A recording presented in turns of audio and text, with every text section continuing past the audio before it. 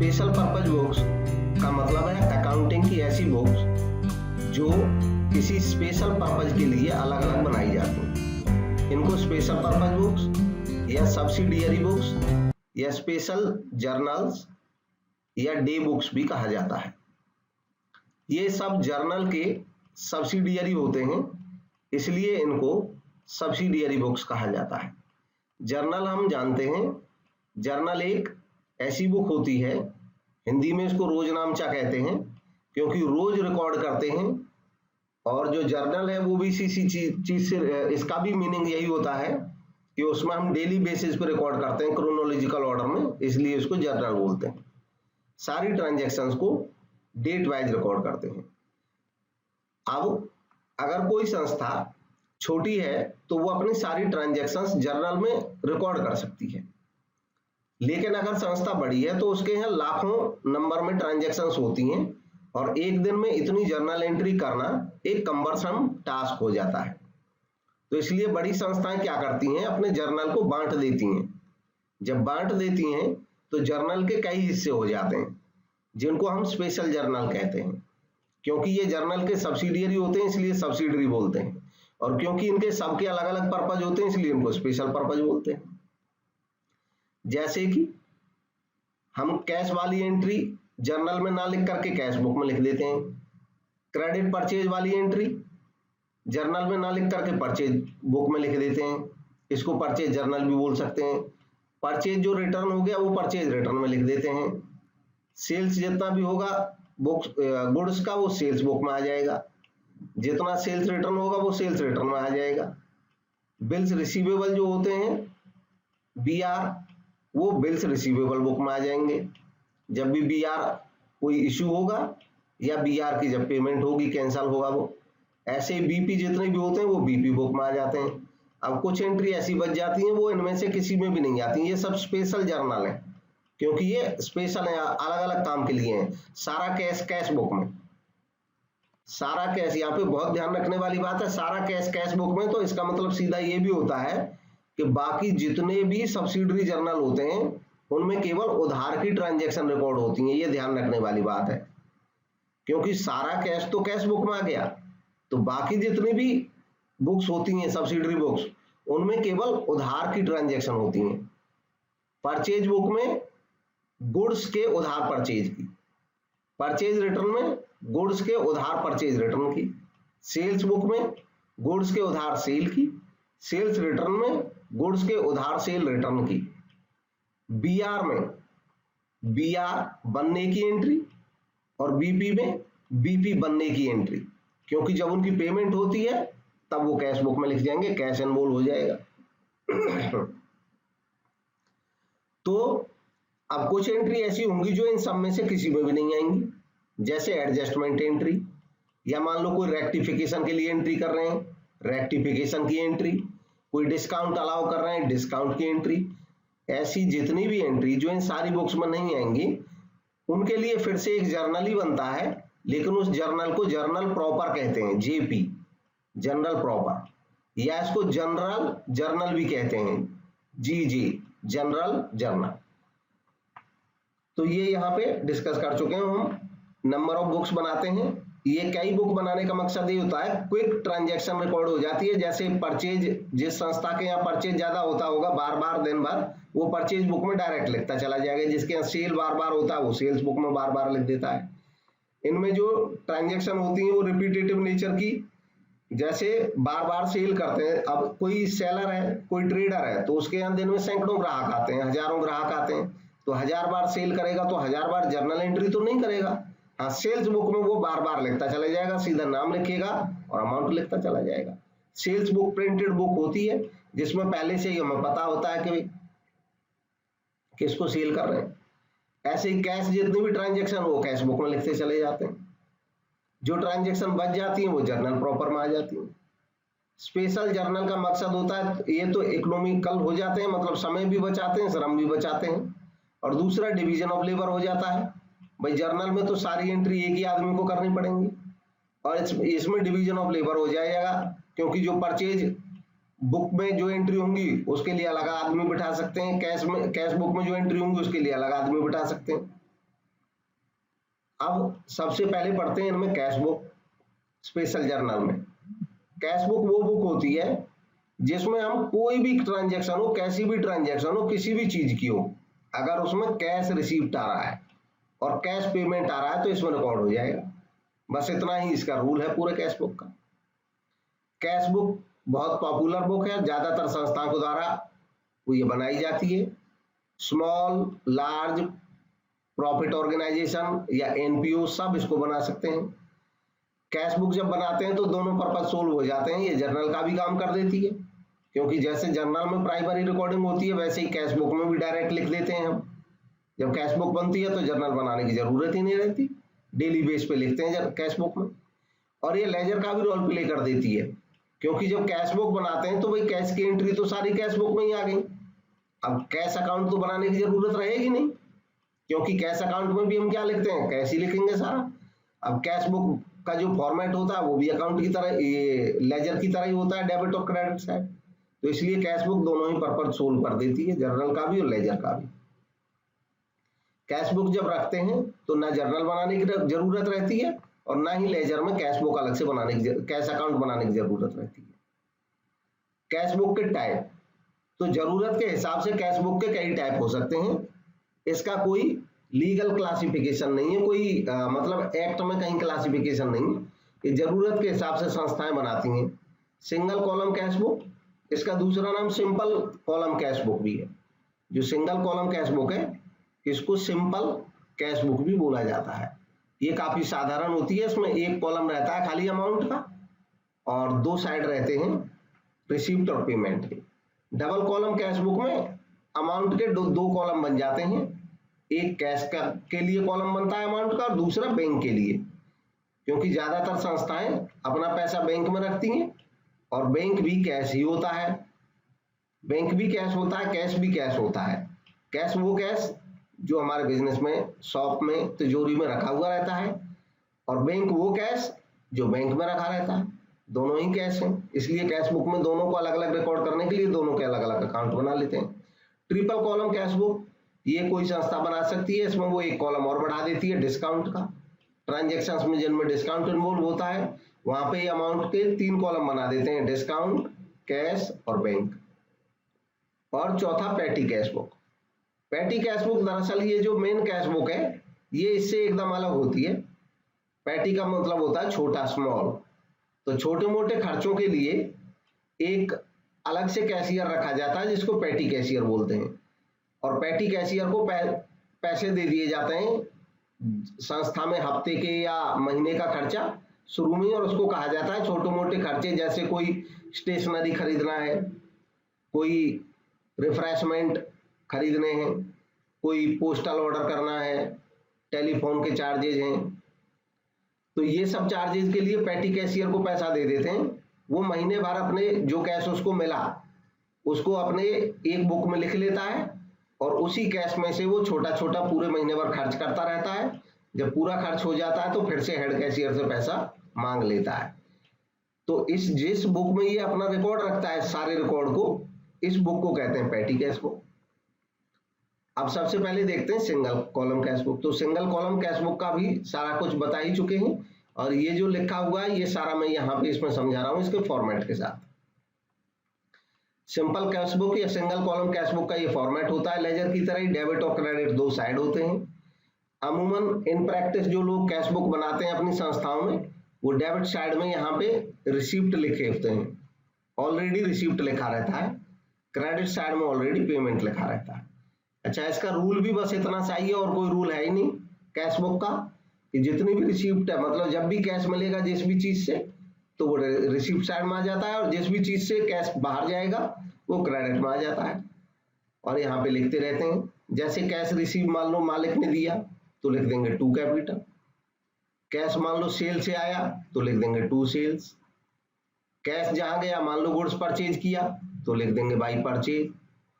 इस तरह लिखते रहते हैं, बाद में लेजर की तरह इसका बैलेंस करते हैं। कैश बुक का जो कैश कॉलम है उसका बैलेंस हमेशा डेबिट ही होता है, क्रेडिट नहीं हो सकता है। उसका कारण ये है कि जितना कैश हमारे पास आया है उससे ज्यादा जा ही नहीं सकता है कभी भी।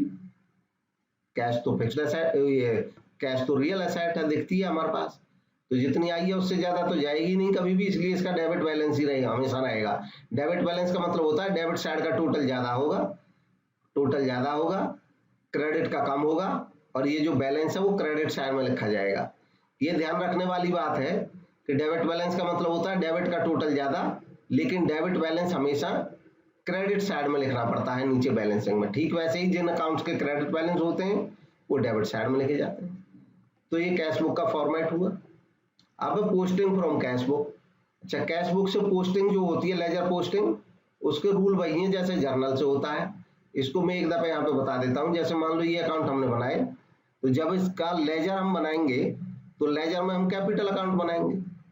अभी जैसे कैपिटल अकाउंट कैश के डेबिट में लिखा हुआ है, जब कैपिटल में इसी चीज को हम लिखेंगे, मान लो 50,000 रुपए है, तो जब हम कैपिटल में लिखेंगे इसी चीज को तो कैपिटल के क्रेडिट साइड में आ जाएगा, और यहाँ पे लिखेंगे भाई कैश, क्योंकि कैश बुक ये बता रही है कि कैश आया 50,000, कहां से आया? कैपिटल से। और कैपिटल अकाउंट ये बताएगा कि कैपिटल है हमारी 50,000 लग चुकी है, और कैसे लगी है? कैश में लगाई है बिजनेस में। तो इस तरह से अपोजिट अकाउंट में ये एंट्री जाती रहती है, ये लेजर पोस्टिंग हो जाती है। अब यहाँ पे ये लेजर पोस्टिंग का रूल है, ये वही रूल है जो अभी डिस्कस किया है। अब डबल कॉलम कैश बुक। तो कैश बुक जैसे सिंगल कॉलम होती है ठीक वैसे ही डबल कॉलम होती है, खाली कॉलम इसमें दो रहते हैं, कैश कॉलम और बैंक कॉलम। बैंक कॉलम की बात खास ही है कैश बुक में, तो अभी हमने बात करी थी कि कैश का हमेशा डेबिट बैलेंस ही होगा, लेकिन जो बैंक कॉलम होता है ये डेबिट बैलेंस भी हो सकता है कभी, और इसका क्रेडिट बैलेंस भी हो सकता है। उसका कारण ये है कि कभी कभी हम बैंक से जितना पैसा हमारा बैंक में जमा है उससे ज्यादा भी इशू कर लेते हैं। अब कैसे कर लेते हैं ये पैसा? जैसे मान लो मेरा 10,000 बैंक में जमा है और मैंने चेक काट दिया किसी पार्टी को 12,000 का। अब अमूमन जिन लोगों के सेविंग अकाउंट होते हैं उनको नहीं होती है ये फैसिलिटी, उनका तो चेक बाउंस हो जाएगा, लेकिन जो बिजनेसमैन होते हैं उनके करंट अकाउंट होते हैं, और करंट अकाउंट में फैसिलिटी देता है बैंक कि आप कुछ ज्यादा तक के भी चेक पे कर सकते हो। मान लो 12,000 का मैंने चेक काट दिया और मेरे अकाउंट में 10,000 थे, तो बैंक वाले कहेंगे कि भाई हमारे 2,000 आपकी तरफ ज्यादा चले गए, वो पे तो कर देंगे हमारे ग्राहक को 12,000, तो ये जो 2,000 है ये मेरा नेगेटिव बैलेंस हो जाएगा। इसी को बोलते हैं ओवरड्राफ्ट। ओवरड्राफ्ट का मतलब हो गया बैंक का हम पे पैसा उधार, तो इसलिए जब ओवरड्राफ्ट रहेगा तो बैंक कॉलम का क्रेडिट बैलेंस हो जाता है। इसको कैश बुक में और ढंग से देखेंगे, वहां पे दिख जाएगा। जब हम बैंक में कैश या चेक जमा करते हैं तो बैंक में पे इन स्लिप के माध्यम से जमा होता है। हिंदी में पे इन स्लिप को कहते हैं जमा पर्ची। ये सामान्य ज्ञान की जनरल नॉलेज की बात है। जब भी हम बैंक में पैसा जमा करने जाते हैं तो बैंक वाले हमको जो फॉर्म देते हैं उसको पे इन स्लिप कहते हैं, हिंदी में कहते हैं जमा पर्ची। जब हम पैसा निकालते हैं तो हम जो फॉर्म भरते हैं वो विड्रॉल फॉर्म होता है। एक बिजनेसमैन बैंक में करंट अकाउंट रखता है, और करंट अकाउंट पे बैंक कोई ब्याज तो देता ही नहीं है, सेविंग अकाउंट पे तो हमको ब्याज मिलता है, और कुछ बैंक करंट अकाउंट पे चार्ज और लगा देते हैं क्योंकि वो हमारा अकाउंट मेंटेन कर रहे हैं। करंट अकाउंट में सर्विस थोड़ी ज्यादा मिलती है बिजनेसमैन को, इसलिए जो करंट अकाउंट है इसके लिए बैंक उल्टा चार्ज कर लेता है। जो चार्ज करता है उसको इंसिडेंटल चार्ज कहते हैं। बैंक हमको चेक देता है जब हमारा अकाउंट बैंक में रहता है तो, और उन चेक का बेनिफिट ये रहता है कि हम मनी विड्रॉ कर सकते हैं उनसे, और किसी थर्ड पार्टी को पेमेंट भी कर सकते हैं चेक से। चेक पे एक वर्ड प्रिंटेड रहता है बीआरआर, और इसका मतलब होता है कि पैसा उस पर्सन को देना है जो पर्सन का नाम इस पे लिखा होगा, या जिस पर्सन के पास ये चेक होगा उसको मिल जाएगा। अगर चेक पे पर्सन का नाम लिखा है तो उस पर्सन को मिलेगा जिसका नाम इस पे लिखा है बीआरआर का, जो who will bear the cheque in hand, जिसके हाथ में चेक होगा। अगर हम एक वर्ड चेक में इस तरह से लिखा रहता है, यहां पे शुरुआत में पेड टू, चेक पे आप कभी भी देखेंगे पेड टू, फिर आगे जगह खाली होती है। अगर हम उस पर्सन का नाम लिख दें और यहाँ पे प्रिंटेड रहता है बीआरआर, तो अगर हम उस पर्सन का नाम लिख दें तो इसका मतलब ये है कि ये बीआरआर से पहले उस पर्सन का नाम आएगा नेचुरली और पे टू के बाद आएगा, तो इसका पैसा इस पर्सन को ही मिलेगा।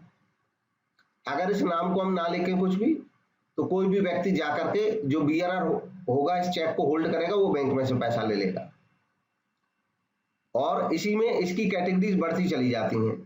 अगर मान लो इस बीआरआर को कोई ऐसे काट देता है एक लाइन से, तो इसका मतलब अब ये बीआरआर चेक नहीं रहा, और जब बीआरआर चेक नहीं रहा तो अब ये बीआरआर को नहीं मिलेगा। ये हमारा बैंक कहेगा, जो भी बीआरआर होगा इस चेक का, उससे कहेगा कि आप अपने बैंक में डालिए, आपका बैंक हमसे मांगेगा, हम आपके बैंक में पैसा भेज देंगे आपके बैंक अकाउंट में। तो ये बीआरआर क्योंकि नहीं रहा, बीआरआर हमने क्रॉस कर दिया। जब हम चेक को क्रॉस कर देते हैं तो ऐसे ट्रेडिशनली लोग ऐसे इसके लेफ्ट हैंड अपर साइड में 2 लाइन ऐसे खींच देते, तो उसको क्रॉस चेक कहा जाता था। आजकल क्योंकि कंप्यूटराइज प्रिंटिंग है, तो इसकी जगह सीधे ऐसे भी लाइन हमको मिल जाएंगे, और लाइन के बीच में लिखा रहता है अकाउंट पे, एक वर्ड अकाउंट पे। जब हम ऐसे क्रॉस करते हैं या यहाँ पे क्रॉस लिख देते हैं और बीच में अकाउंट पे लिख दें, उसके में यहाँ पे लिख सकते हैं अकाउंट पे, तो इसका मतलब अकाउंट पे चेक हो गया। ऐसे चेक की पेमेंट केवल अकाउंट में जाएगी। और यहाँ पे नाम भी अगर लिखा हुआ है अकाउंट पे के साथ साथ, तो उस पर्सन के ही अकाउंट में जाएगी जिस पर्सन का नाम लिखा हुआ है। जनरली चेक जो होते हैं वो क्रॉस होते हैं, क्रॉस इसलिए कर दिए जाते हैं ताकि उसकी पेमेंट किसी बीआरआर को ना मिले और वो केवल बैंक अकाउंट में जाए, सेफ्टी के पर्पज से। नेक्स्ट है, ये अकाउंट पे तक यहां तक ही डिस्कस कर दिया है। जब number of bank transaction is large, जब बैंक ट्रांजैक्शन बहुत ज्यादा होते हैं तो जनरली कैश बुक में बैंक का कॉलम अलग से रख लिया जाता है।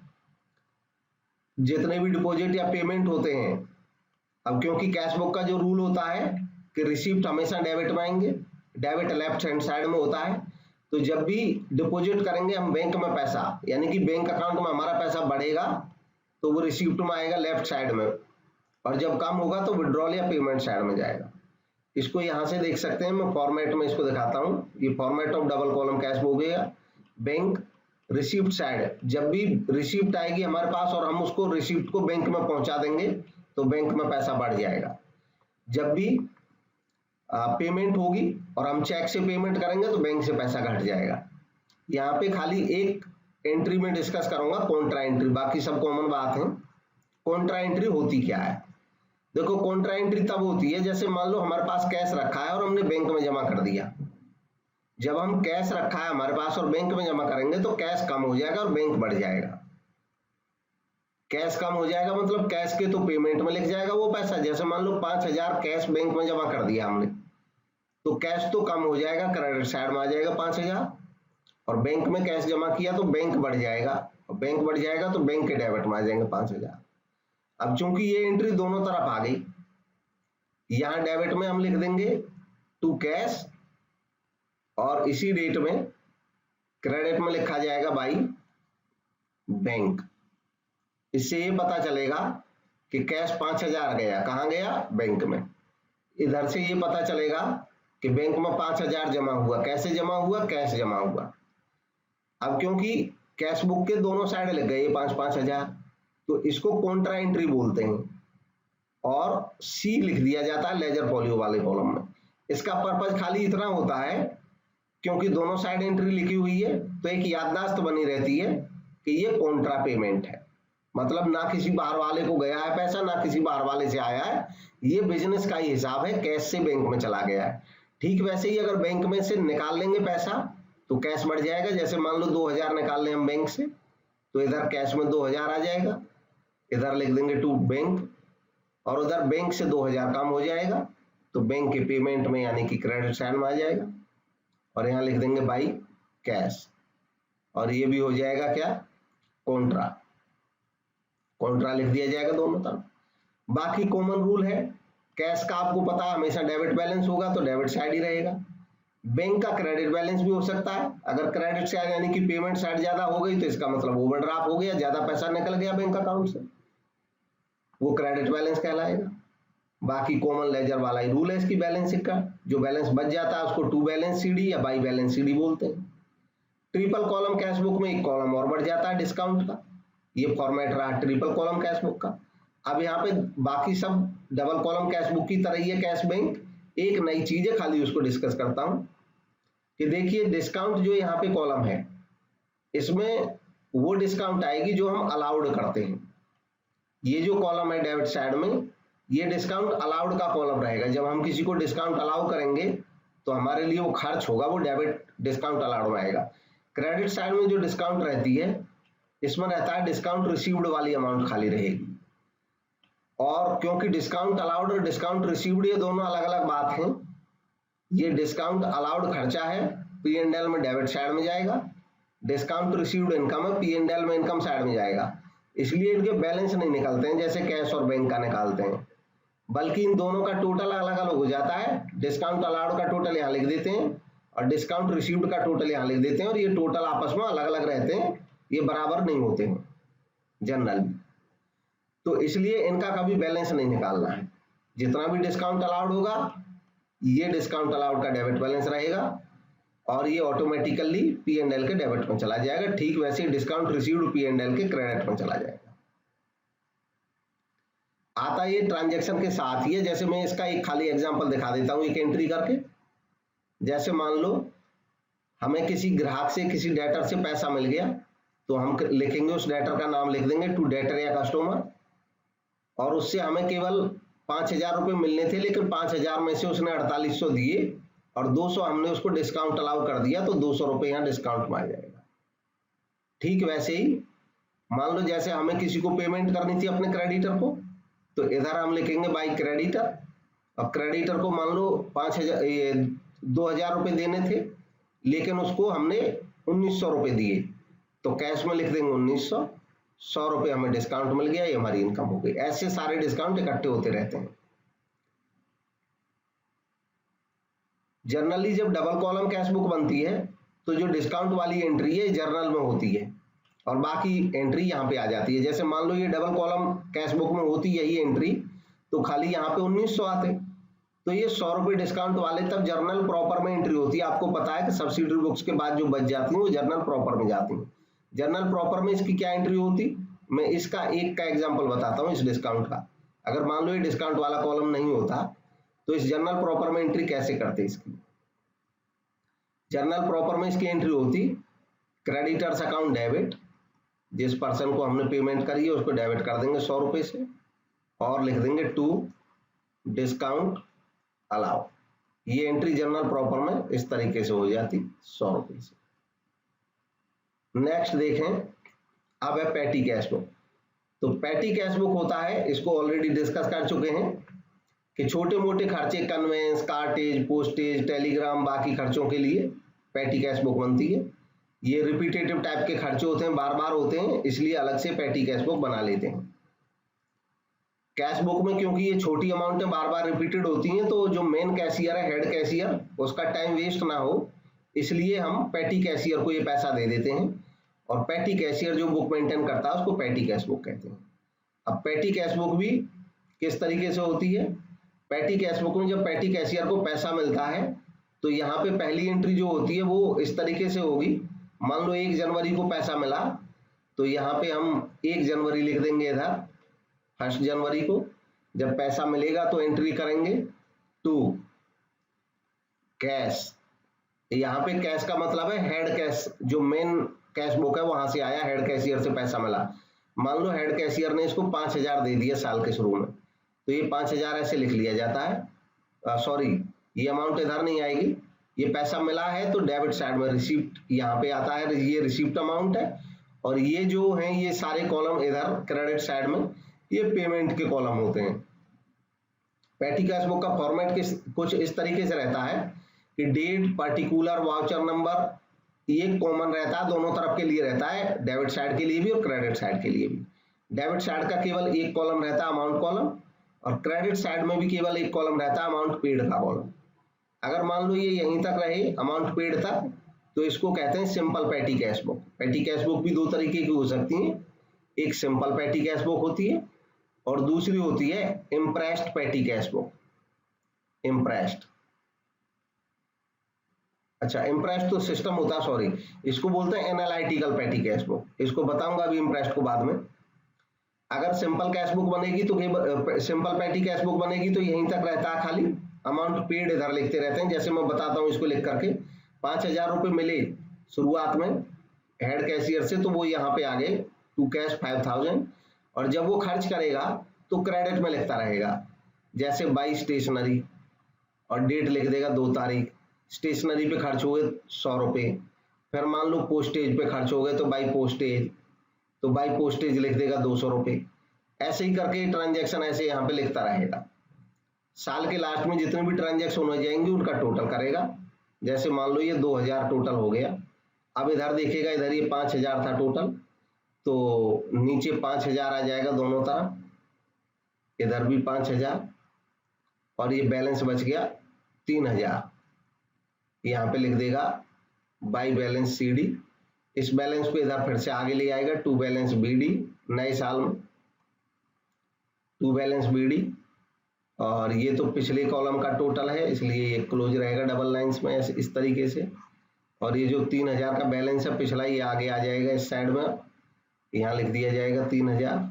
और हेड कैशियर से फिर से ले लेगा पैसे 2,000 रुपये, तो फिर लिख देगा टू कैश 2,000, तो ये फिर से 5,000 बन गया। देखो ये जो सिस्टम है इसको बोलते हैं इम्प्रेस्ड। अभी जो मैंने बताया, मतलब जितना खर्च किया पूरे साल भर, उसने कितना खर्च किया 2,000, बच कितना गया 3,000। देखिए जितना उसने खर्च किया उतना ही कैशियर से फिर ले लिया, तो फिर से 5,000 बन गया। इसको इम्प्रेस्ड सिस्टम बोलते हैं। जब इम्प्रेस्ड नहीं होता है, सिंपल होता है, तो ये होता है कि वो 5,000 दे दिए, वो पूरे 5,000 जब खर्च कर लेगा तब हेड कैशियर के पास जाएगा कि साहब ये 5,000 का पूरा खर्च है, आप डिटेल चेक कर लो। और हेड कैशियर इसको, पहले मैं ये कॉन्सेप्ट बता रहा हूँ, और हेड कैशियर उसको फिर से 5,000 देगा। तो ऐसा जब केस होता है तो वो सिंपल होता है, और ये जो केस है ये इम्प्रेस्ड केस है। इम्प्रेस्ड यानी कि उसको फिर से उतना इम्प्रेस्ड अमाउंट कर देता है। और इधर जो बता रहे हैं हम, ये सिंपल पेटी कैश बुक जब बनती है तो केवल रिसिप्ट साइड इधर और पेमेंट साइड इधर, लेकिन जनरली पेटी कैश बुक जब बनती है तो वो एनालिटिकल बनती है। और एनालिटिकल जो कैश बुक बनती है वो इस तरीके से बनती है कि एनालिसिस करते हैं पेमेंट्स का। एक तो इधर तो लिखते ही रहते हैं क्रेडिट साइड के जितने भी पेमेंट होते हैं, जैसे स्टेशनरी, तो स्टेशनरी वाले कॉलम में आ जाएगा 100 रुपये। मेन कॉलम में तो सारी अमाउंट लिखी जाएंगी, स्टेशनरी में आ गया 200 रुपये पोस्टेज के थे तो ये 200 पोस्टेज में आ जाएगा। ऐसे ही सारे कॉलम्स में साल के लास्ट में ये तो टोटल बताएगा सबका टोटल, ये इनके अलग अलग टोटल्स बता देंगे। जैसे स्टेशनरी के नीचे टोटल का कॉलम आएगा 100, पोस्टेज का टोटल का कॉलम आएगा 200। ये टोटल वाले कॉलम हमें ये बता देते हैं पर्टिकुलर एक चीज पे कितना खर्च हुआ है, तो ये एनालिटिकल कैश बुक कहलाती है। ये इम्प्रेस्ड सिस्टम पे बनती है, इसको अभी डिस्कस किया। इम्प्रेस्ड में पहले ही एडवांस में मिल जाता है, उसको इम्प्रेस्ड कहते हैं। जब ये खर्च हो जाता है तो फिर से रीइंबर्स करके पूरा कर दिया जाता है, इसको अभी डिस्कस किया था। ये जो रिइंबर्समेंट होता है ये वीकली, फोर्टनाइटली या मंथली, हर संस्था के अपने अपने वहां के रिक्वायरमेंट पे डिपेंड करता है, उस वैसे ही मेंटेन करते हैं। क्रेडिट साइड में बहुत सारे कॉलम रहते हैं अमाउंट के, अभी हमने देखे ऊपर। डेबिट साइड में एक कॉलम रहता है। अब इसमें देखें परचेज बुक या परचेज जर्नल। परचेज बुक या परचेज जर्नल में सारी की सारी क्रेडिट परचेजेज आती हैं। अच्छा, क्रेडिट परचेज केवल गुड्स की आएगी, ये ध्यान रखने वाली। अगर गुड्स के अलावा कोई फिक्स्ड एसेट खरीदी जाती है, जैसे equipment, office equipment, furniture, building, ये सब एंट्री जनरल जर्नल या जर्नल प्रॉपर में जाएंगी। और जितनी भी कैश परचेज होता है वो तो ऑलरेडी पता है आपको कि सारा कैश कैश बुक में जाएगा, तो कैश परचेज कैश बुक में चली जाएंगी। इनमें जो एंट्री होती है परचेज बुक में वो सोर्स डॉक्यूमेंट यानी कि इनवॉइसेस के आधार पर ही होती है। अब इन इनवॉइसेस के आधार पे अकाउंटिंग वाउचर बनते हैं, तब उनसे एंट्री करी जाती है। ये परचेज बुक का फॉर्मेट है, डेट लिखते हैं, इनवॉइस नंबर लिख जाता है, सप्लायर का नाम लिखते रहते हैं और यहाँ अमाउंट लिखते रहते हैं। ऐसे ही जितना भी सप्लायर्स होंगे उन सबके नाम आ जाएंगे। लास्ट में टोटल परचेज पता चल जाता है कितना है, और सप्लायर्स के नाम यहाँ पे लिखे रहते हैं। लेजर में हर सप्लायर का अलग अकाउंट होता है, तो यहाँ से जो लेजर पोस्टिंग होती है वो सप्लायर के अकाउंट में डेली होती रहती है, जिस भी सप्लायर को जितना परचेज किया है। और परचेज अकाउंट का लास्ट में जितना भी टोटल होता है क्रेडिट परचेज का, परचेज बुक से ये परचेज अकाउंट के डेबिट में चला जाता है। ऐसे ही परचेज रिटर्न बुक जस्ट इसका उल्टा है। परचेज रिटर्न जब बनता है तो एक डेबिट नोट बनाना पड़ता है। डेबिट नोट क्या होता है? ये एक ऐसा डॉक्यूमेंट होता है जो इस बात का एविडेंस होता है कि हमने किसी क्रेडिटर को डेबिट किया अपने बुक्स में। देखो, जब हम किसी से सामान खरीदते हैं तो वो हमारा क्रेडिटर बन जाता है। क्रेडिटर हमारी बुक्स में क्रेडिटर बन जाता है, मतलब वो हमारी बुक्स में क्रेडिट में लिखा रहता है। अब उसको कुछ सामान हम रिटर्न कर रहे हैं, तो हम रिटर्न के साथ एक डॉक्यूमेंट भेजते हैं कि आपको हमने 500 का सामान वापस कर दिया है। तो 500 से हम उसको अपनी बुक्स में डेबिट कर देते हैं। तो डेबिट करने के लिए ये नोट भेजते हैं हम उसके पास, यानी कि सूचना। तो ये जो डेबिट की सूचना उसको देगा और हम बना के भेजेंगे। जब हम अपने क्रेडिटर को अपनी बुक्स में डेबिट करते हैं तो डेबिट नोट बना के भेजते हैं। और ये केवल सेल रिटर्न या परचेज रिटर्न की वजह से नहीं बनता, बल्कि अन्य कोई भी कारण, जब किसी पार्टी को हम, जो हमारी बुक्स में क्रेडिटर है, उसको जब हम अपनी बुक्स में डेबिट करते हैं तो डेबिट नोट बनता है। इस तरीके से परचेज रिटर्न का फॉर्मेट है। सप्लायर का नाम लिखते हैं, जितना अमाउंट वापस किया वो यहाँ लिखते जाते हैं। ठीक ऐसे ही फॉर्मेट ऑफ डेबिट नोट, ये डेबिट नोट का फॉर्मेट है। ये फर्म का अपना नाम लिखा रहता है, जो फर्म अपने यहाँ डेबिट नोट बना रही है। डेबिट नोट, इसमें फर्म का हमारी का एड्रेस, जिस दिन बना रहे हैं डेबिट नोट उस दिन की डेट।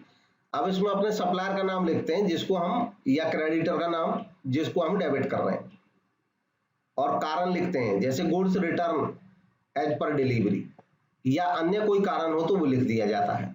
अमाउंट यहाँ लिख दिया जाता है, और इस तरीके से सिग्नेचर मैनेजर के और अकाउंटेंट के आ जाते हैं। ये सब हो जाता है। ऐसे ही इसका जस्ट रेसिप्रोकल होता है क्रेडिट नोट। क्रेडिट नोट होता है जब हम अपने किसी डेटर को, अपने ग्राहक को, कस्टमर को अगर क्रेडिट करते हैं अपनी बुक्स में, तो हम क्रेडिट क्यों करेंगे? जैसे मान ले हमारे डेटर ने, हमारे ग्राहक ने हमें सामान वापस कर दिया, रिटर्न कर दिया, सेल्स रिटर्न आ गया हमारे पास, तो हम अपने डेटर को अपनी बुक्स में क्रेडिट करेंगे इतने रुपए से, तो इसके लिए क्रेडिट नोट बनेगा। तो क्रेडिट नोट और डेबिट नोट का फॉर्मेट एक जैसा ही होता है। यहाँ पे क्रेडिट नोट, अपने कस्टमर का नाम लिखते हैं जिसको क्रेडिट कर रहे हैं, अमाउंट लिखते हैं और साइन। नेक्स्ट आ गया सेल्स बुक या सेल्स जर्नल। तो जस्ट जैसे परचेज बुक होती है, ठीक वैसे ही सेल्स बुक भी होती है। इसमें सेल्स रहती है, गुड्स की सेल और क्रेडिट सेल लिखी जाती है। कस्टमर का नाम लिखते हैं जिसको सेल कर रहे हैं, अमाउंट लिखते हैं। ऐसे ही सेल्स रिटर्न, जस्ट सेल्स का उल्टा, जब सेल्स वापस हो जाता है, नेम ऑफ द कस्टमर, जितने अमाउंट का पैसा वापस भेजा वो लिख दिया जाता है। इसके बाद है जर्नल प्रॉपर। जितना भी एंट्रीज जो किसी बुक में नहीं होती हैं वो सब लास्ट में जर्नल प्रॉपर में हो जाती हैं। जर्नल प्रॉपर को जर्नल रेजिडुअल भी बोलते हैं। इसमें जनरली ये एंट्रीज होती हैं ओपनिंग एंट्री यानी कि साल के शुरू की, एडजस्टमेंट एंट्री कोई एडजस्टमेंट करनी हो जैसे डेप्रिसिएशन की, आउटस्टैंडिंग की, एडवांस की, रेक्टिफिकेशन करना हो, या ट्रांसफर एंट्री। ट्रांसफर एंट्री होती है जब एक अकाउंट से दूसरे अकाउंट में पैसा ट्रांसफर करना हो तो उसको ट्रांसफर एंट्री बोलते हैं। जैसे मान लो हमारे पास प्रॉफिट एंड लॉस अकाउंट का क्रेडिट बैलेंस है और उससे हमें रिजर्व में पैसा ट्रांसफर करना है, तो पैसा तो कहीं आएगा जाएगा नहीं, ये खाली ट्रांसफर होगा, तो ये एंट्री यहां पे हो जाएगी। इसके अलावा डिस्काउंट रिसीव, डिस्काउंट अलाउड, अगर कैश बुक में डिस्काउंट का कॉलम नहीं है तो यहां होगा फिर। और गुड्स के अलावा अन्य किसी चीज का कोई क्रेडिट बेसिस पे परचेज या सेल होगा तो वो भी यहाँ पे आएगा। ओनर अगर विड्रॉ कर लेगा गुड्स तो वो यहाँ पे आएगा। गुड्स अगर फ्री सैंपल के लिए डिस्ट्रीब्यूट करेंगे तो यहाँ पे आएगी जर्नल प्रॉपर में। Endorsement and dishonour of bills of exchange, अगर हमने बिल्स बीआर बुक और बीपी बुक मेंटेन नहीं करते हैं तो फिर यहाँ पे एंट्री आएगी उसकी, एंडोर्समेंट और डिसऑनर की। ट्रांजैक्शन किसी कंसाइनमेंट के बारे में, जॉइंट वेंचर के बारे में, और loss of goods by fire, theft, spoilage, ये सब यहाँ पे आ जाएंगे। पोस्टिंग फ्रॉम सब्सिडरी बुक्स, तो पोस्टिंग के रूल वही रहते हैं जैसे जर्नल से पोस्टिंग करते हैं वैसे ही सारी बुक्स से पोस्टिंग होती है। तो ये सारा इसका बैलेंसिंग ऑफ अकाउंट्स, जितने भी हमारी बुक्स होती हैं इनका लास्ट में टोटल लिखते हैं। जैसे एक दो अकाउंट्स का मैं बताता हूँ, ये टॉपिक तो क्लियर हो चुका है लगभग। अच्छा, यहाँ पे बैलेंसिंग ऑफ अकाउंट यहाँ पे देख लेते हैं, ये दिया हुआ है। जैसे मान लो कैश अकाउंट या कैश बुक होता है तो उसका बैलेंसिंग कैसे करते हैं। बैलेंसिंग इस तरीके से हो जाता है कि 1/5 को पहले पुराना बैलेंस था 2000, सेल करने से 1000 मिल गया, इधर परचेज किया हमने, कैश पेमेंट कर दी 1600। तो लेजर बैलेंसिंग कैसे करेंगे, जो साइड ज्यादा है उसका टोटल करते हैं, डेबिट ज्यादा है इसका टोटल किया, क्रेडिट में भी इतना ही लिख दिया, जितना कम था वो यहाँ पे क्रेडिट साइड में आ गया। ये डेबिट बैलेंस है, लिखा क्रेडिट में जा रहा है क्योंकि क्रेडिट साइड कम है, लेकिन ये बैलेंस डेबिट है। कारण क्या है कि बैलेंस किसका होता है, जो ज्यादा होता है, तो ज्यादा क्या है, डेबिट, तो इसलिए ये डेबिट बैलेंस है। इसी तरीके से बाकी अकाउंट भी बैलेंस होते हैं। अब है गुड्स एंड सर्विसेज टैक्स, तो इसके बारे में भी थोड़ा सा डिस्कस करेंगे। जीएसटी एक डेस्टिनेशन बेस्ड टैक्स होता है जो गुड्स के और सर्विसेज के कंजम्पशन पे लगता है, यानी कि बिजनेसमैन को पे नहीं करना पड़ता है, अल्टीमेटली ये कंज्यूमर को पे करना पड़ता है। और जहां पे जिस स्टेट में लास्ट गुड्स कंज्यूम होती हैं, लास्ट बार सेल होती हैं, ये वहां पे इम्पैक्ट इसका पड़ता है, इसलिए इसको डेस्टिनेशन बेस्ड टैक्स बोलते हैं। फॉर एग्जाम्पल, जैसे मैं एक ये बताता हूं, मान लो गुजरात से कोई सामान बनाया, गुजरात वालों ने वो सामान भेज दिया मान लीजिए राजस्थान को, और राजस्थान वाले ने वो सामान भेज दिया हरियाणा को। तो देखिए गुजरात वाले बिजनेसमैन ने जीएसटी वसूल किया होगा राजस्थान वाले से, राजस्थान वाले ने पे किया और राजस्थान वाले ने ये जीएसटी आगे वसूल कर लिया हरियाणा वाले से। अब हरियाणा वाले ने हरियाणा में ग्राहक को बेच दिया, तो यहां से आगे ये गया नहीं है, तो हरियाणा वाला ये सरकार के पास, क्योंकि पैसा इसने जो कलेक्ट किया है उसको ये कहां जमा कराएगा, हरियाणा सरकार के पास जमा कराएगा। तो ये डेस्टिनेशन पे ये पैसा पहुंचा, तो इस तरीके से डेस्टिनेशन बेस्ड टैक्स हो जाता है। यहाँ पे ये पूरा कैसे होगा कि जो हरियाणा का बिजनेसमैन है वो जितना भी टैक्स दे के आया था, आगे कुछ यहाँ पे दे के आया था, ये वहां आगे दे के आया था, तो ये इसका एक सिस्टम होता है कि जो राजस्थान वाला बिजनेसमैन गुजरात के बिजनेसमैन को पैसा दे के आया था, मान लो गुजरात के बिजनेसमैन से शुरुआत हुई, तो सबसे पहले इसने टैक्स कलेक्ट किया और इसने सरकार के यहाँ जमा कर दिया है पैसा गवर्नमेंट अकाउंट में। इलेक्ट्रॉनिक कैश लेजर होता है, उसमें पैसा जमा करते रहते हैं बिजनेसमैन। तो ये गुजरात वाला जब टैक्स जमा करेगा तो ये बता देगा कि मैंने राजस्थान वाले फला बिजनेसमैन को सामान भेजा है। तो सरकार क्या करती है, राजस्थान के बिजनेसमैन के अकाउंट में इस पैसे को क्रेडिट कर देती है कि भैया राजस्थान वाले ने पे किया है, ये उसके अकाउंट में पैसा लिखा हुआ है। क्योंकि सरकार बिजनेसमैन पे टैक्स नहीं लगाती है, तो बिजनेसमैन को बता देती है कि आपने खरीदते समय जो टैक्स दिया है वो आपके अकाउंट में हमने क्रेडिट कर दिया है। अब राजस्थान वाला मान लो 10,000 टैक्स दे के आया था, तो सरकार राजस्थान वाले के अकाउंट में 10,000 जीएसटी में, क्योंकि ये नेशनल लेवल पे इसका मेंटेनेंस होता है, तो चाहे कहीं चला जाए किसी भी स्टेट में सामान, वो सबका जीएसटी अकाउंट नंबर यूनिक होता है पूरे इंडिया में सारे बिजनेसमैन का। तो इस जीएसटी अकाउंट में इसके 10,000 क्रेडिट रहेंगे, इसको बोलते हैं input tax credit, ITC, input tax credit, मतलब जो टैक्स दे के आया उसका क्रेडिट मिल गया 10,000। अब ये राजस्थान वाले ने मान लो 12,000 टैक्स वसूल कर लिया हरियाणा वाले से, 12,000, तो राजस्थान वाले के 10,000 ऑलरेडी जमा है, तो राजस्थान वाला बिजनेसमैन क्या करेगा कि 12,000 हरियाणा वाले से वसूल किया इसने टैक्स, क्योंकि रेट बढ़ा के बेचा होगा, भाई प्रॉफिट कमा के बेचते हैं तो इसलिए टैक्स बढ़ जाता है। तो ये 12,000 रुपए में से 10,000 तो अपने पास रख लेगा, तो इसको तो कोई भार पड़ा नहीं, ना इसको कोई भार पड़ा, इसने तो कलेक्ट किए गुजरात वाले ने राजस्थान वाले से, सरकार को दे दिए, सरकार ने राजस्थान वाले के अकाउंट में क्रेडिट कर दिया। राजस्थान वाले ने 12,000 वसूल लिए और सरकार को बता दिया कि साहब जो 10,000 में दे के आया था मैंने 12,000 वसूल करे हैं, तो 10,000 में रख लेता हूं इसलिए क्योंकि आपके पास है ऑलरेडी, आईटीसी है मेरा, इनपुट टैक्स क्रेडिट, और 2,000 में और दे देता हूं आपको। तो सरकार कहेगी ठीक है 2,000 और दे दो। अब सरकार को इंफॉर्मेशन आ गई कि राजस्थान वाले ने हरियाणा वाले से 12,000 वसूल लिए, तो सरकार इसके 10,000 को यहाँ से खत्म कर देगी, क्योंकि इसने तो 10,000 अपने रख लिए, जेब में वसूल कर लिए, और ये 10 और 2 12,000 रुपए जो सरकार के पास टैक्स आ गया, अब ये टैक्स सरकार हरियाणा वाले बिजनेसमैन के अकाउंट में पहुंचा देगी, आईटीसी। अब ये आईटीसी हो गया हरियाणा वाले बिजनेसमैन का। तो हरियाणा वाले बिजनेसमैन ने मान लो अब आगे ये किसी को नहीं बेचा, यहाँ पे ग्राहक को बेच दिया, कंज्यूमर को मार्केट में, तो हरियाणा वाले बिजनेसमैन ने इस ग्राहक से फिर जीएसटी वसूला, इसने भी प्रॉफिट कमाया, और 15,000 मान लो 3,000 रेट बढ़ा के बेचा होगा अपने सामान का, 30,000, 15,000 टैक्स। अभी हम उस सामान की डिटेल पे नहीं जा रहे, उसकी जरूरत नहीं है, खाली टैक्स इतना जान लो कि जैसे बढ़ा के हम वैल्यू बढ़ाते चले जाते हैं, हर एक बिजनेसमैन कुछ अपना पैसा जोड़ता है, तो इसलिए जीएसटी का रेट अगर मान लो 10% ही हुआ हर जगह, तो उसका रेट बदलता चला जाएगा। जैसे मान लो 1 लाख में बेचा गुजरात वाले ने, तो 1 लाख पे 10% 10,000 वाला। अब वो 1 लाख का सामान 20,000 कमाना चाहा राजस्थान वाले ने, तो 1,20,000 में बेचा, तो ये 12,000 टैक्स लग गया।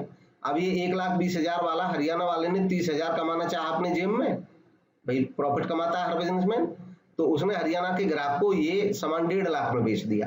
1.5 लाख में बेचा तो वही 10% रेट से 15,000 ले लिया। अभी हरियाणा वाला कहेगा कि सरकार से कि देखो मेरे आईटीसी में 12,000 तो ऑलरेडी जमा है, मैं दे के आया था राजस्थान वाले को। राजस्थान वाला बता देता है सरकार को, हरियाणा वाले फला बिजनेसमैन को मैंने पैसे भेजा है, और सरकार इसको ट्रांसफर करती चली जाती है आगे से आगे। तो ये आईटीसी अब हरियाणा वाले के अकाउंट में आ गया। अब हरियाणा वाले ने 15,000 रुपए यहाँ पे ग्राहक से वसूल किए और ये सरकार को जमा कर दिए। तो अल्टीमेटली ये पैसा कहाँ रहा, ये हरियाणा में आकर के रोका, तो इसलिए डेस्टिनेशन बेस्ड कहा जाता है। अब बात आ जाती है only value addition will be taxed, केवल वैल्यू एडिशन वो टैक्स होता है।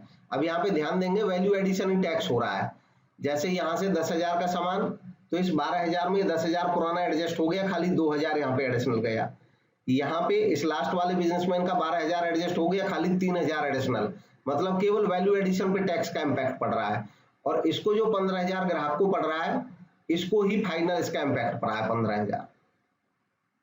बीच में जितना एक्स्ट्रा इनका वसूल होता रहा वो सरकार के पास गया, और अल्टीमेटली सरकार को 15,000 ही जाएगा, क्योंकि लास्ट वाला बिजनेसमैन जो है वो सरकार को कितना देगा, 12,000 ये कहेगा पहले से हो चुके हैं मेरे जमा, तो ये 12 में से 3 देगा, और ऑलरेडी 10 पहले हो चुके हैं सरकार के गुजरात वाले से, 2,000 आगे राजस्थान वाले से, और 3 ये आगे, तो एक सरकार के पास कुल मिलाकर के 15,000 ही पहुंचा।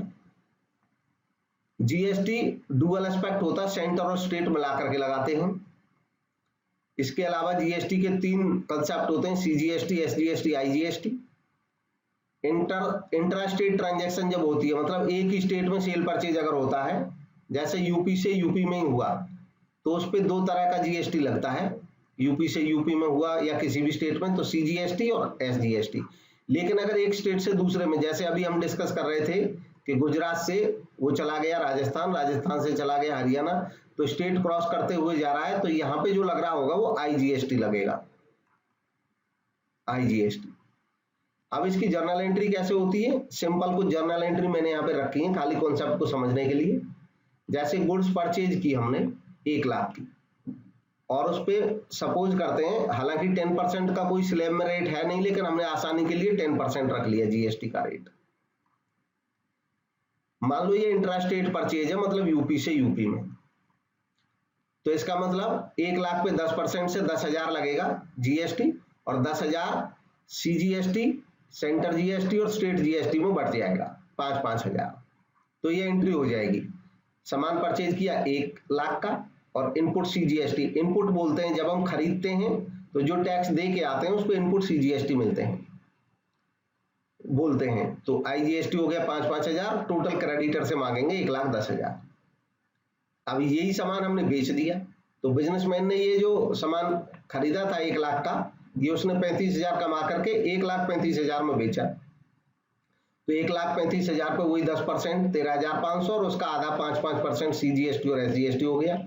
जब सेल करते हैं तो डेटर को डेबिट कर दिया, सेल हमारी इनकम 1,35, मतलब हमने सेल में लिखा 1,35, तो बिजनेसमैन को तो जो इनकम हुई वो 1,35 की सेल करी, और इसने खरीदा था 1 लाख का, तो इसका बेनिफिट तो 35,000 है, वो अलग है। सीजीएसटी एसजीएसटी ना इसकी इनकम है ना इसका खर्चा है। ये दे के आया था 5-5 हजार, वसूल कर लिए 6,750, 6,750। जो वसूल करते हैं उसको आउटपुट सीजीएसटी बोलते हैं। अल्टीमेटली डेटर से यानी कि ग्राहक से लिया है पैसा। अब इसको सेट ऑफ जब करेंगे, यानी कि मान लो यही 2 ट्रांजेक्शन हुई, तो सेट ऑफ कैसे करेगा?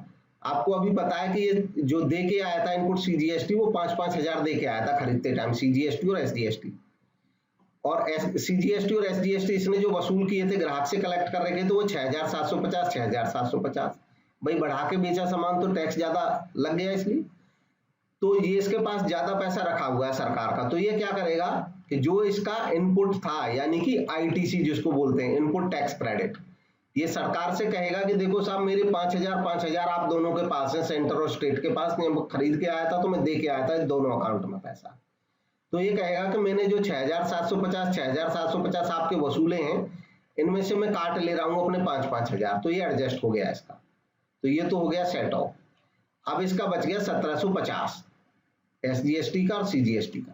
तो ये पे कर देगा इस सरकार को, पे कर देगा गवर्नमेंट को, output CGST debit, output SGST debit to bank account 3500। इस तरीके से सेट ऑफ होता है। अगर मान लो इंटर स्टेट ट्रांजेक्शन हो, एक स्टेट से दूसरे स्टेट में, तो एसजीएसटी और सीजीएसटी की जगह केवल आईजीएसटी लगता है। तो ऐसे केस में परचेज अकाउंट डेबिट और इनपुट आईजीएसटी। अब कुल मिलाकर के 10% केवल इनपुट आईजीएसटी लगेगा, खरीद रहा है इसलिए इनपुट। तो क्रेडिटर को से लेगा 1,10,000, क्रेडिटर को देगा मतलब 1,10,000। फिर इसने ये सेल कर दिया सामान, तो सेल करा तो जो 1 लाख वाला सामान था, सामान उतने का ही रहेगा, वो 1,35 का बेचा इसने 35,000 कमा करके। तो ये एंट्री करेगा डेटर्स अकाउंट डेबिट 1,35,000, ये 1,48 टैक्स मिला करके 1,35 पर 10% इसने चार्ज कर लिया अपने ग्राहक से, 13,500 सरकार के लिए, क्योंकि जीएसटी सरकार के लिए कलेक्ट किया। ये इसका कलेक्ट किया होता है, जो कलेक्टेड जीएसटी होता है उसी को आउटपुट जीएसटी बोलते हैं। अब क्योंकि ये इंटर स्टेट है, अगले स्टेट में बेचा है इसने सामान फिर से, तो इसने आईजीएसटी वसूल किया 13,500, टोटल डेटर से मांग लिए इतने। अब देखो ये दे के आया था 10,000 टैक्स और इसने वसूल कर लिया ग्राहक से 13,500। क्योंकि इसने क्यों किया 13,500? अब ध्यान दें, यहाँ पे वैल्यू एडिशन वाला भी कॉन्सेप्ट क्लियर हो जाएगा। क्योंकि अभी हम डिस्कस कर रहे थे कि 1 लाख का खरीदा था सामान और 1,35 का बेचा है, तो ये वैल्यू एडिशन कितना कर रहा है? 35,000। जितना बढ़ा के बेचता है उसको बोलते हैं वैल्यू एडिशन। तो ये 35,000 वैल्यू एड कर रहा है, तो यहाँ पे जीएसटी भी जो वसूल हो रहा है वो 3,500 ही हो रहा है। देखें ये कितना वसूल कर रहा है? 13,500। तो 10 तो ये पहले ही दे के आ चुका है, इसलिए इसने कितने एडिशनल वसूल किए? 3,500। तो वैल्यू एडिशन पे लगा खाली। तो अब ये क्या करेगा? 10,000 ये दे के आ चुका है, ये सरकार से कहेगा कि साहब मैंने 13,500 वसूल किए हैं, लेकिन 10,000 में पहले दे के आ चुका हूँ, वो मेरे आईटीसी में पड़े हैं, आप चेक कर लो। मैं दे के आया था अपने, जिससे मैं खरीद के लाया था उसको, उसने जमा कर दिया होगा मेरे नाम से आपके यहाँ टैक्स। तो सरकार देखेगी, बता देगी ठीक है साहब आपके आईटीसी में है 10,000, आप काट लो 10,000 अपने रख लो। तो बिजनेसमैन को कोई भार नहीं पड़ा जीएसटी का, ये 3,500 जमा कर देगा। तो सरकार के पास 10,000 पहले वाले बिजनेसमैन ने जमा करे होंगे जिससे हम खरीद के लाए थे, और हम बिजनेसमैन है, हमने सरकार को 3,500 दे दिए, तो सरकार के पास 13,500 पहुंच गए टोटल, और ये 13,500 ग्राहक को बियर पड़ा। अब इसको सेट ऑफ करने की एंट्री होगी। वैसे ही आउटपुट आईजीएसटी हमारे पास 13,500 था, तो हमने इनपुट आईजीएसटी, क्योंकि हमने बताया सरकार को हमारा जमा है 10,000 हम दे के आ चुके हैं, तो वो हमने सेट ऑफ कर लिया आउटपुट से। अब आउटपुट में अभी और बचे हुए हैं 3,500 रुपये, वो हम सरकार को पे कर देंगे, output IGST debit to bank account. तो ये इसकी एंट्री होती है।